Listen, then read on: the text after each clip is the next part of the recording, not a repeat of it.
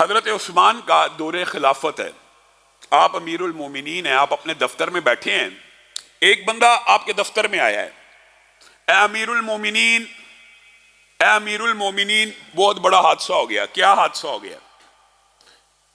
میں نے شادی کی تھی ایک عورت سے، آج اس شادی کو 6 ماہ مکمل ہو گئے ہیں، آج اس شادی کو 6 ماہ مکمل ہو گئے ہیں اور میری عورت نے بچہ جن دیا ہے۔ اے امیر المومنین، اور حدیث کے اس اثر کے متن سے یہ پتہ چلتا ہے کہ بندے کو اطلاع مل گئی کہ میرے ہاں بیٹا ہوا، لیکن وہ بیٹے کو دیکھنے نہیں گیا، وہ سیدھا امیر المومنین کے دفتر میں آ گیا۔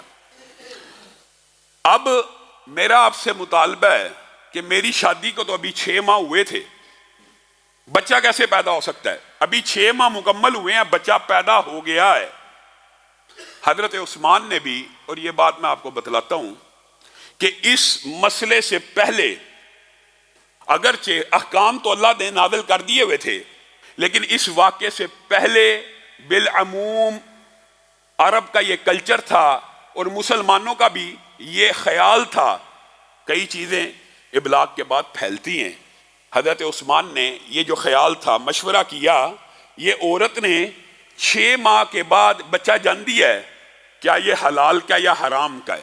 گویا عرب معاشرے میں 6 ماہ کے بچے کو حرام کا بچہ مانا جاتا تھا شادی کے بعد۔ حضرت عثمان نے اپنے مشیروں سے پتہ کیا، حساب کتاب والوں سے پوچھا، مشاورت کی، کیا عرب میں 6 ماہ کے بچے کو حلال کا بچہ مانا جائے گا کہ حرام کا؟ ان سب نے اتفاق کیا کہ آج تک کی عرب تاریخ میں 6 ماہ کا اگر کوئی بچہ پیدا ہو تو اس کو حرام کا مانا جاتا ہے، حلال کا نہیں مانا جاتا۔ حساب کتاب والوں سے بھی پوچھ لیا، اپنے مشیروں سے بھی مشورہ جب کر لیا، فَأَمَرَ بِهَا أَن تُرْجَمَ، تو حضرت عثمان نے حکم دیا اس عورت کو رجم کر دیا جائے، اس عورت کو رجم کر دیا جائے، پوچھا نہ جائے، تفتیش نہ کی جائے۔ 6 ماہ کے اندر عرب، آپ کو پتہ ہے حساب کتاب میں بڑے سینسٹیو اور حساس ہیں، انہوں نے کہا اب اس عورت کو رجم کر دیا جائے، میدان میں گاڑا جائے۔ اب یہ ہرکارے باہر نکلے کہ فلاں عورت نے برائی کا ارتکاب کیا، مومنوں کا ایک گروہ اس کی سزا میں حاضر، اور یہ بھی قرآن کا ہی فیصلہ ہے کہ مومنوں کا گروہ ایک حاضر ہو سزا میں، تاکہ لوگوں کے لیے باعث عبرت بنے اور لوگ اس بات کا ابلاغ کریں کہ اس طرح سزا دی گئی تھی، اور اس بات کا ابلاغ ہو، مشاہدہ ہو، تاکہ معاشرے میں گناہوں کو اور جرائم کو کنٹرول کیا جا سکے۔ اب یہ اعلان حضرت علی کے کانوں سے بھی ٹکرایا۔ حضرت علی اس میدان کی بجائے سیدھا امیر المومنین کے دفتر کی طرف چل پڑے اور حضرت عثمان کے دفتر میں داخل ہوئے اور کہنے لگے، اے عثمان، آپ نے ابھی یہ حکم جاری کیا ہے کہ اس عورت کو سنسار کر دیا جائے؟ جی میں نے حکم جاری کیا ہے۔ اے عثمان، آپ نے کس دلیل کے تحت یہ حکم جاری کیا ہے؟ کہا میں نے حساب کتاب لگایا، 6 ماہ میں بچہ پیدا ہونا ممکن نہیں ہے، یہ ہے وہ ہے۔ اے عثمان، 6 ماہ کا بچہ تو قرآن میں ہے۔ عثمان اچانک حضرت علی کو کہتے ہیں کہ علی، 6 ماہ کا بچہ قرآن میں ہے؟ جی ہاں، 6 ماہ کا بچہ قرآن میں ہے۔ کیسے؟ کہا پڑھو قرآن۔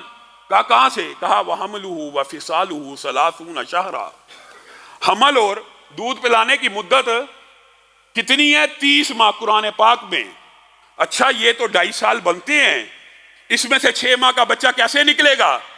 کہا اب دوسری آیت پڑھو، وَالْوَالِدَاتُ يُرْضِعْنَ أَوْلَادَهُنَّ حَوْلَيْنِ كَامِلَيْنِ لِمَنْ أَرَادَ أَن يُتِمَّ الرَّضَاعَ، 2 سال دودھ پلانے کے۔ وَحَمْلُهُ وَفِصَالُهُ 30 شَهْرًا کا مطلب یہ ہے اس میں سے 2 سال مائنس کیے جائیں، 24 ماہ 30 ماہ میں سے مائنس کیے جائیں تو باقی کتنے بچتے ہیں؟ 6 ماہ۔ حضرت عثمان کہنے لگے کہ علی، بات تو نے ٹھیک کی ہے، لیکن آج تک ہماری تاریخ کے اندر 6 ماہ کا بچہ نہیں ہوا۔ حضرت علی کا، آپ کا اور میرا یہ عقیدہ ہونا چاہیے، قیامت تک بھی اگر 6 ماہ کا بچہ بستر پہ پیدا مکمل نہ بھی ہو تو اللہ کا حکم سچا ہے، جب بھی پیدا ہوگا اس کو حلال کا مانا جائے گا، نہ کہ حرام کا مانا جائے گا۔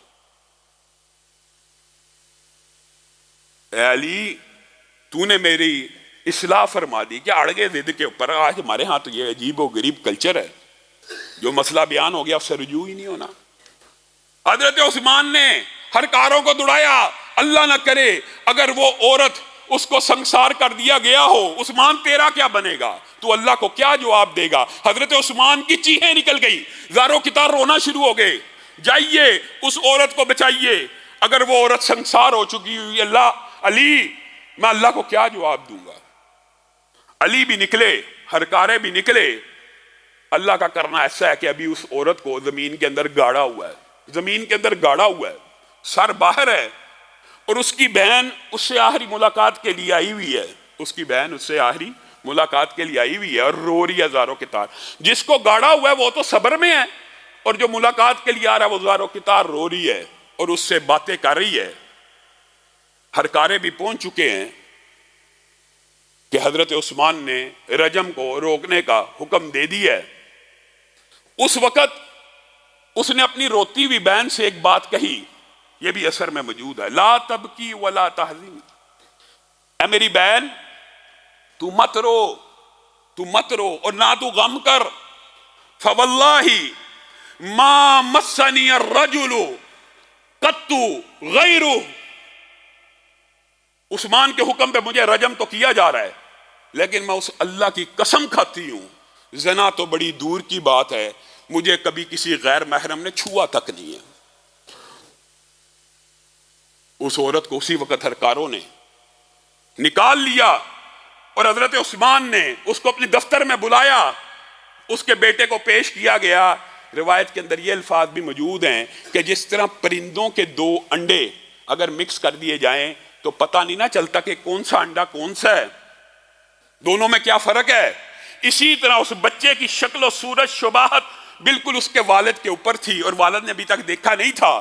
والد نے بھی جب بچے کو دیکھا کہا اللہ کی قسم یہ تو میرا ہی بیٹا ہے. تو عرب کے اندر اس فیصلے کے بعد ورنہ عرب کے اندر یہ ظلم موجود تھا کہ کوئی بھی 6 ماہ کا بچہ, 6 ماہ بچہ, آج کل تو خیر میڈیکل سائنس کی ترقی سے 6 ماہ بچہ عام ہو گیا. اس دور میں تندرست 6 ماہ کا بچہ محال تھا اور اس سے پہلے اس کو حرام کا سمجھا جاتا تھا. لیکن اس واقعے کے بعد فقہ کا اور اسلام کا اور قرآن پاک سے حضرت علی کے استدلال کے بعد یہ بات ثابت ہو گئی کہ قرآن پاک میں بھی اللہ رب العزت نے 6 ماہ کے حمل کو حلال کا حمل قرار دیا ہے.